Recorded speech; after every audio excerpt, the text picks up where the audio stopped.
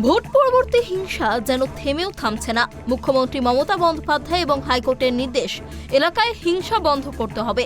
কিন্তু কে শোনে কার কথা? যত দিন যাচ্ছে হিংসার ঘটনা, অশান্তির ঘটনা যেন ততই বাড়ছে। এবার ঘটনা দক্ষিণ 24 পরগনা জেলার মথুরাপুর লোকসভা কেন্দ্রের কাকদ্বীপ বিধানসভার রামগোপালপুর গ্রাম পঞ্চায়েত এলাকায়। অভিযোগ, অনিমেষ পাল, বাপি ডিন্ডা, অরবিন্দ ভূঁইয়া শহর এলাকার বেশ কয়েকজন দীর্ঘদিনের বিজেপির সক্রিয় কর্মী গত লোকসভা ভোটে নিজেরা বিজেপির হয়ে লড়াই করেন। গতকাল ওই ব্যক্তিদের পরিবারের লোকজন রামগোপালপুরের রেশন ডিলার প্রবীর হালদারের কাছে সরকার নির্ধারিত রেশন আনার জন্য যায়।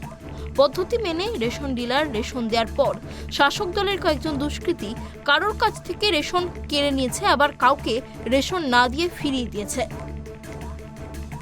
ডিলার দিয়ে দিয়েছিল, নিল ওই ওরা নিয়ে নিল ওই তৃণমূলের ছেলে, তারপর রাজেশ ভৌমিক আর একটা কি নাম দুলাল জানা। তারপরে আমি কি করলাম, কার্ডটা নিচে ব্যাগটা রাখছিলাম, ব্যাগের মধ্যে কার্ডটা ছিল, কার্ডটা নিয়ে আমি ঘরে চলে এসেছি। আর আমি কোনো সাড়া করিনি যে কেন নিলে কি কিছু, আমি কোনো সাড়া করিনি, চলে এসেছি। বুথ এখানে এই পুলিন বিহারী স্মৃতিসংঘ, যেটা এখন আখড়া তৃণমূলের ছেলেরাই ওটাকে পরিচালনা করে। তা ওখানে আমি গেছিলাম, আমার মাও গেছিল ওই রেশনটাকে আনতে। তা রেশনটা দিয়ে দিয়েছে ডিলার, তারপরে আমার মায়ের হাত থেকে ওটা কাড়িয়ে নেওয়া হয়। কাড়িয়ে নেওয়ার পরে মা বাড়িতে আসে, আমাকে জানায়। জানানোর পরে আমি আমার উপনেতৃত্বকে ওটাকে জানাই। জানানোর পরে বাড়িতে সিভিক আসে, সিভিক আসার পরে ডিটেলস সব কিছু নেয়। শুধু আমার নয়, এখানে আরও 3-4টে ফ্যামিলি, তাদের বাড়ি থেকেও এই চাল ফালগুলো ওরা দেয়নি, নিয়েছে। তারপরে বলছে যে রেশন দেওয়া হবে না, এটা জিজ্ঞেস করা হয়। তারপর বাড়ি চলে এলাম, রেশন ডিলার এসে রেশন দিয়ে গেছে বাড়িতে। সেটা বলতে পারবো না, বাবা আরও বিজেপিতে ভোট দিয়েছে বলে এই তরে রেশন দিচ্ছে না। তৃণমূল দুষ্কৃতীদের অত্যাচারে রেশন না নিয়ে বাড়িতে ফেরে তারা। এই খবর ঢোলাহাট থানায় বিজেপির পক্ষ থেকে অভিযোগ জানানো হয়। খবর পেয়ে প্রশাসন এই সমস্ত বাড়িতে এসে তাদের অভিযোগ শোনে এবং বিকেলে অভিযোগকারীদের বাড়িতে রেশন ডিলার মারফত রেশনের মাল পাঠিয়ে দেওয়া হয়। এই ঘটনার রেশ কাটতে না কাটতে বিকেলেই শাসক দল একটি বিজয় মিছিল বার করে।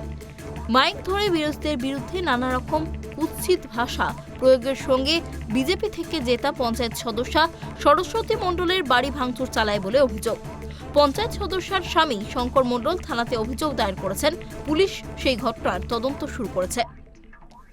এই বিষয়ে সুন্দরবন উন্নয়ন মন্ত্রী বঙ্কিমচন্দ্র হাজরা কর্মীদের সংযত হওয়ার নির্দেশ দিয়েছেন এবং তাদের ব্যবহারে নিন্দে করেছেন। মানুষের মধ্যে যেন এই ভোট বেড়েছে, হয়তো ভোট কমেছে, এটা নিয়ে যেন নিজেদের মধ্যে কোনগুলোর মধ্যে মানুষ যাতে ভালোভাবে থাকতে পারে, তার জন্য কোনোভাবে যেন কোনো সংঘর্ষ না। তার মধ্যেও দু একটি জায়গাতে বিক্ষিপ্ত ঘটনা ঘটেছিল, আমরা সেটা অত্যন্ত দায়িত্ব নিয়ে পুলিশ প্রশাসনকে বলে সেটাকে আমরা এলাকার বিজেপির মণ্ডল 3-এর সভাপতি হরেন্দ্রনাথ কামিলা অত্যাচারিত বিজেপি কর্মীদের অত্যাচারের বর্ণনা দিয়েছেন। আজকে সেই অনিমেষের পাল, তার মা চাল নিয়ে এসেছিল, সেই চালগুলোকে নিয়ে নিল। সেই চালগুলো আবার পরবর্তীতে অবশ্য দিয়েছে শুনেছি আমি। এই রকম ধরনের মানুষকে হুমকি দিচ্ছে এই রামগোপালপুরে। আপনি কি চাইছেন? আমি যে বিষয়টা চাইছি যে আপাতত শান্তি শৃঙ্খলা ফিরে আসুক। আর এখানে শান্তি শৃঙ্খলা ফিরতে গেলে একমাত্র প্রশাসন ছাড়া কোনো উপায় নেই। কারণ যেভাবে টার্গেট করছে ওনারা, যে প্রশাসন চলে গেলে আবার একটা ঝামেলা করতে পারে, এরকম একটা হুমকি দেওয়া হচ্ছে। ভোট মিটেছে, ভোটের ফলাফলও বেরিয়ে গিয়েছে। এখন ভোট পরবর্তী হিংসার রেশ কবে কাটে সেটাই দেখার। দক্ষিণ 24 পরগনা থেকে গোপাল শীলের রিপোর্ট, ট্রাইব টিভি বাংলা।